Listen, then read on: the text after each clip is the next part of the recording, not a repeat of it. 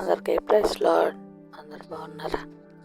June 7వ తారీఖు ఎడారిలో సెలయేర్లు విందామా? రాత్రి ఎందుకు కీర్తనలు పాడుచు ప్రేరేపించుచు నన్ను సృజించిన దేవుడు ఎక్కడున్నాడు?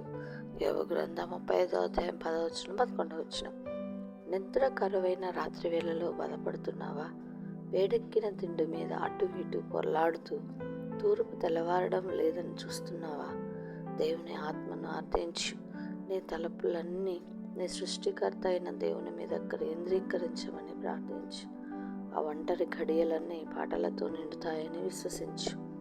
నీ బ్రతుకులో ఎడబాటు రాత్రి కమ్ముకుందా? చాలా సందర్భాల్లో ఇలాంటి సమయాల్లోనే దేవుడు నిన్ను తనకి చేరువగా తీసుకుంటాడు. విలపించే వాళ్ళకి నచ్చ చెప్తాడు. చనిపోయిన వ్యక్తి నాకు కావాలి, అందుకే తీసుకెళ్ళా అంటూ ఉత్సాహంతో ఉరకలు వేస్తున్న ఆత్మను లోకం చెర నుండి విడిపించి అదృశ్యమైన వెలుగు చెనుల మధ్యను దగదగ మెరిసిపోతూ మానవాతీతమైన దివ్య కార్యాలను చేయడం కోసం నిలబెట్టానని చెబుతాడు. ఈ విషయం ఎడబాటు దుఃఖాన్ని అనుభవిస్తున్న వాళ్ళకి అవగతమైతే కదా విజయ గీతాలకు నాంది. నిరుత్సాహం, ఓడిపోతానని భయం, లేక ఓటమి చీకట్లై నీ బ్రతుకుని అలుముకున్నాయా? నిన్నెవరూ అర్థం చేసుకోరు.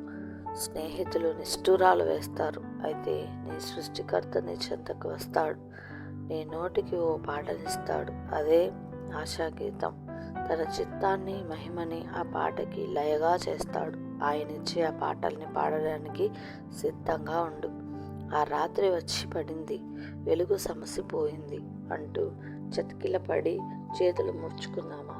సంధ్యాకాంతి సాగిపోయింది.